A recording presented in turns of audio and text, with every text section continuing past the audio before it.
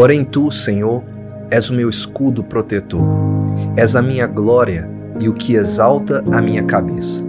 Do Senhor é a salvação. A tua bênção esteja sobre o teu povo. Chegamos então em um salmo que tem o subtítulo Salmo de Davi. Este é um salmo que tem seu contexto em 2 Samuel, nos capítulos 15 a 19, quando Davi fugia de um de seus maiores inimigos, seu próprio filho Absalão. E na nossa leitura de hoje nós vamos perceber que, apesar deste ser um salmo de Davi e contar realidades e experiências do rei Davi, nós vamos perceber que este não é um salmo sobre Davi. Nós vamos observar esse salmo na figura do rei. E a primeira coisa que nós observamos nos versículos 1 e 2 é o rei sob pressão. Davi, quando fugia de seu filho, foi avisado de que todo Israel estava unido e seguindo a Absalão. Ou seja, claramente Davi se encontra em uma grande desvantagem contra o seu inimigo. Por isso, observe nos versículos 1 e 2 a maneira como Davi descreve essa pressão crescente. Davi diz como tem crescido o número dos meus adversários. Ele nos dá um grande número, mas é estático. Em seguida, Davi diz: são numerosos que se levantam contra mim. Davi continua dando um grande número de adversários, mas agora prontos para a ação, que é atacá-lo. E por último, Davi diz: são muitos os que dizem de mim, não há em Deus salvação para ele. Agora os seus inimigos não apenas estão tramando ataques físicos, mas eles estão indo diretamente ao coração, aonde está a confiança do rei. Começa com um número estático, passa para um possível ataque até chegar diretamente à fonte de suas convicções, que é o seu coração. E não existe ataque pior do que esse, daquele que vai diretamente ao coração, pois ataca a confiança, a convicção que temos no Senhor. A pior coisa a respeito das pressões externas e que podem chegar até o coração é a sugestão de que nós poderíamos muito bem não nos preocupar em orar, porque afinal não há em Deus salvação. E a julgar pelo passado de Davi, ele poderia muito bem pensar: será que eles não estão certos? Será que não há mesmo salvação para mim? Porque Davi já vinha acumulando muitos pecados. Então, o que o rei deve fazer? O rei sob pressão, então, busca a proteção. E nos versículos 3 e 4, nós vemos o rei sob proteção. A pressão que Davi sente de seus adversários o leva a buscar proteção em Deus. E ele faz isso porque sabe que Deus tem uma aliança com ele. Por isso, o fundamento da busca dessa proteção é a aliança de Deus. E o que Davi fala sobre essa aliança? Ele diz que ela é um escudo que o protege e toda a sua glória. Um detalhe curioso nessa parte do texto é que quando Davi fugiu de Jerusalém, ele o fez com a sua cabeça coberta e em humilhação. Mas aqui ele confia como rei de Deus que voltará de cabeça erguida, com Deus restaurando e transformando a sua humilhação em glória. O que Davi está fazendo é recorrer às promessas do Salmo 2. Pois se ele é o rei que Deus escolheu, o rei segundo o seu coração, então é Deus quem vai protegê-lo contra a ação de todos os seus adversários. E Deus fará isso porque Deus responde à oração do seu rei, do rei que busca proteção em sua aliança. Então o que esse rei agora, protegido por Deus, pode fazer? Nos versículos 5 e 6, nós temos o rei que descansa. Parece aqui que as circunstâncias mudam drasticamente. Nós saímos de uma pressão real dos adversários de Davi contra ele para um descanso completo na proteção de Deus. E Davi pode experimentar esse descanso e essa proteção dizendo algo muito simples: eu deito e durmo. Parece que nada tira o sono do rei aqui. Apesar de toda a pressão externa, a sua condição interna é uma condição que o faz descansar. É como se os seus adversários não tivessem alcançado suas convicções no seu coração. E um detalhe interessante é que Davi não toma posse apenas de uma proteção subjetiva de Deus para com ele, mas ele o faz objetivamente. Em outras palavras, a experiência objetiva daquilo que se crê com o coração é muito simples aqui: deitar e dormi. E Davi por diversas vezes já foi salvo de desastres noturnos.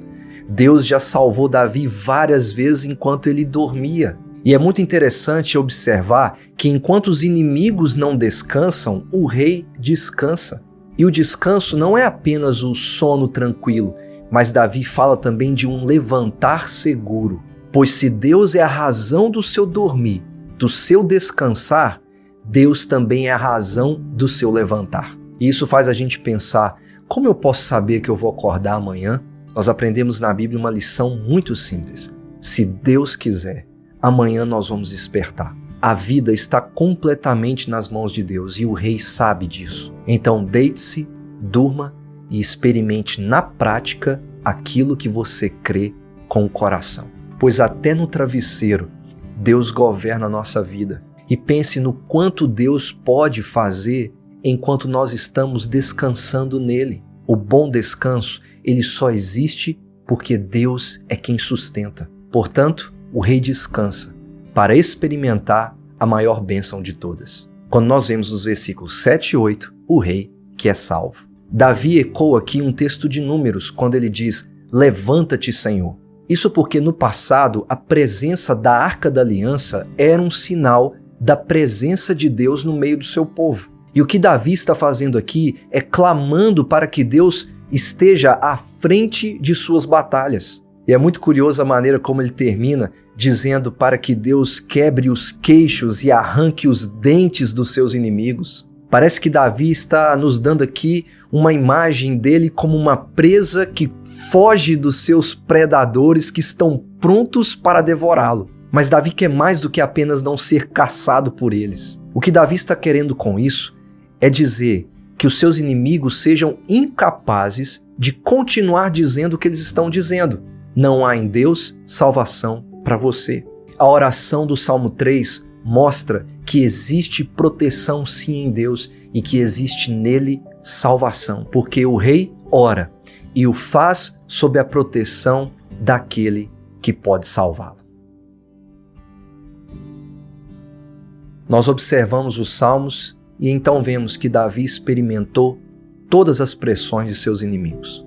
E nós podemos dizer que a experiência de Davi também pode ser a nossa, pois nós vivemos em um mundo hostil. Mas nada disso faz sentido se não olharmos para Jesus Cristo. Jesus sofreu pressões de todos os lados e foi na cruz que Jesus experimentou a maior pressão de todas, quando seus inimigos, ao olharem para ele na cruz, ao invés de crerem, começam a dizer, confiou em Deus? Pois que Deus venha livrá-lo agora, se de fato lhe quer bem, porque ele disse, sou filho de Deus. O que os inimigos de Jesus estavam dizendo para ele? Eles estavam dizendo, em Deus não há salvação para você. Mas na verdade, quando nós olhamos para a obra de Jesus na cruz, nós podemos dizer, em Deus há salvação para mim. Porque Jesus é o único que nos coloca sob a proteção de sua obra, sob a proteção de sua justiça. E porque Jesus dormiu o sono da morte e se levantou glorioso na ressurreição, é que podemos descansar nele. E que se ele veio em humilhação, em sofrimento, ele mesmo prometeu que voltará de cabeça erguida, em toda a sua glória e em todo o seu poder. A bênção de orar este salmo é que através de Cristo eu posso experimentar na vida aquilo que eu creio em meu coração. Porque os inimigos não vão acabar no dia seguinte. Eles estarão lá, esperando para atacar. Mas a certeza que eu tenho é que se eu durmo e eu levanto, é porque eu pertenço a Jesus Cristo. E de que no dia seguinte a luta continua, mas eu nunca faço isso sozinho. Sempre sob a proteção do meu Rei. E se existe segurança e se existe descanso, é porque o nosso Rei permaneceu firme, mesmo sob a pior de todas as pressões, que foi o fardo dos nossos pecados sobre ele em uma cruz. Então o rei faz um convite. Venham, todos vocês que estão cansados, sobrecarregados, e eu darei a vocês o verdadeiro descanso. Bendito seja Jesus Cristo, o nosso Rei, que mesmo sob a maior de todas as pressões, suportou todo o fardo em meu lugar. Deus, nós pecamos quando confiamos em outras coisas que trazem sempre uma falsa sensação de segurança e descanso. Por isso, oramos gratos pelo nosso Rei que nos protege, salva e nos faz descansar em todas as bênçãos que podemos ter nele hoje e para sempre. Em nome de Jesus que oramos. Amém.